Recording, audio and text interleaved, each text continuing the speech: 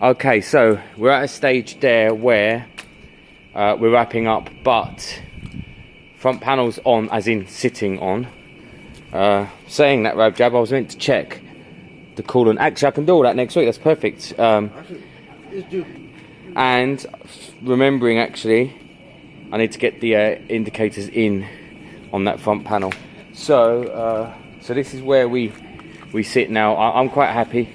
We've got a bike there that's running and riding, and we've got the seals done and the radiator done. Yeah, I'm happy. I'm happy. You've done a good job. I think nice bike. All this looks a bit weird. I think there's a panel that should go there. Should be a panel. This feels weird. Does that? I think that clips into there. That's it. I don't know. Yeah, I feel like there should be panels up there. I mean, I'm sure there is. Like infill panels. Clip that into there. There you go. Cool. Okay. Let me know what you think, guys. Thanks for watching. But I've enjoyed this one. I wish I had a bit more time this weekend. Sadly, I don't. You're too busy. But that's fine. Really, you know, I'm really starting to like this bike. Really. I need something strong to clean that with. Yeah. Cool. As always, thank you so much for watching. Keep dropping your likes. Keep dropping your comments, no matter how silly they may seem. And your engagement is what makes the channel, really. It's why the channel continues. I'm going to spray some brake cleaner on the rear chain while I'm thinking about it now, while I'm in a nice position to do it, actually. And just throw a rag on it. And then I'll think about what I might need for next week. I think the exhaust is a lovely idea. But yeah, funds. I'm thinking about funds. But saying that, I think the bike's going to polish up quite nice and then have a dent in the exhaust. So at the moment, it owes me what, £800? If I sold it for 18 with this dented exhaust, or do I put in another 150 and it owe me 950 and still sell it for 1850? See what I mean? That's what happens. Every penny you put in. I mean, it's probably worth about £2 grand, yeah. So you know people are gonna be like, give me. Don't know. All right. Yes. 1 hour later. So once Rabjab left, I seized the opportunity to piece it back together. Now the sad truth is that the more I've put it back together, the more unhealthy it feels, really. It's just kind of marked and scratched, and well, it looks fine probably from your camera view right now. And my hands are very dirty, so ignore the hand prints. I'll wipe them off. But other than that, it looks like a fairly unloved CBR 600F like this. Options would be a full panel set. I don't want to do that. I don't want to go down that route. They rarely fit well.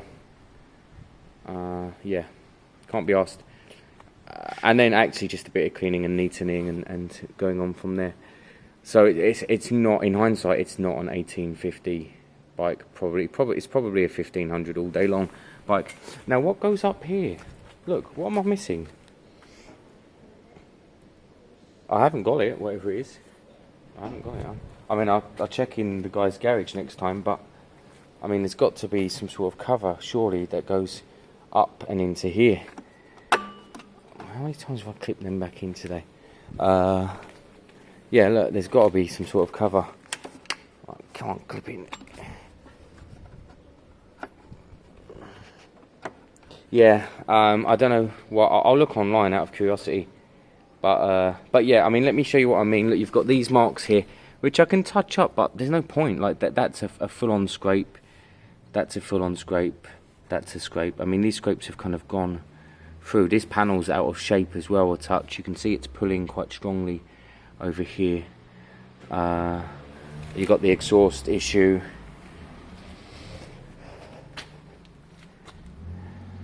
This side, and then look, you've got these nicks. When you look close up, it's not a loved bike. I mean, it's got some nice pieces on it. That rear mudguard is very nice. So Max, Ear Max design. No, never heard of it, but it's nice. And of course, it should be a nice-ish engine. I'm just going to take it for a little spin. I think it's ready. I'm in my head, I'm not sure now, but I feel like it's ready for a basic spin. I'm just going to take it just literally up and down here, just to get the brakes going again and check the idle and stuff.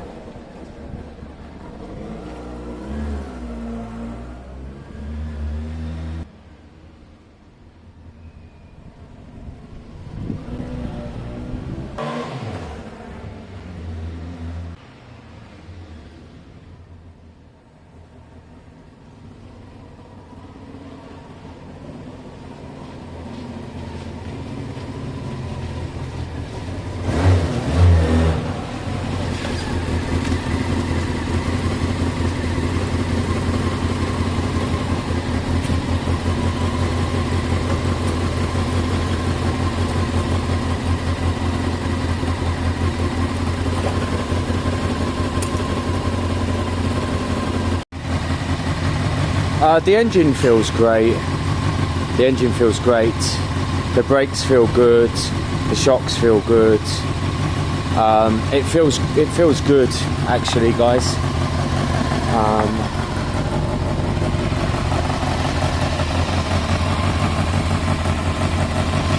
Pre-MOT checks, rear brakes.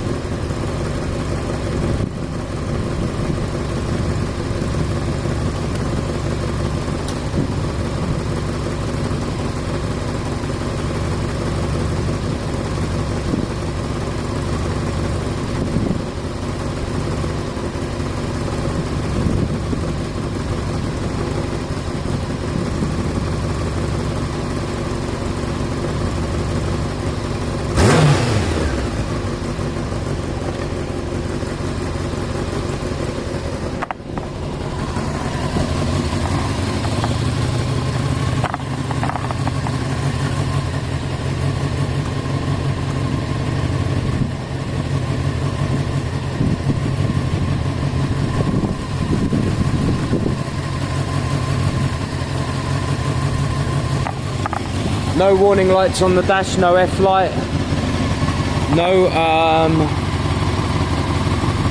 cooling issues at the moment, seems to be okay.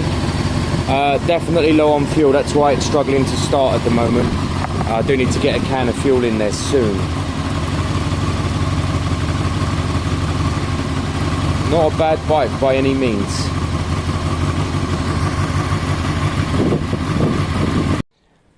So, final video of this weekend. I've given it a little bit of a polish. I think sadly it pictures better than it is, so I'm going to have to describe it really well on whatever platform I'm using. You know, like I said, great brakes, great engine, pulls like a train, all of that's good, but it's very, very messy. I just looked at a full panel set, 450 quid from China.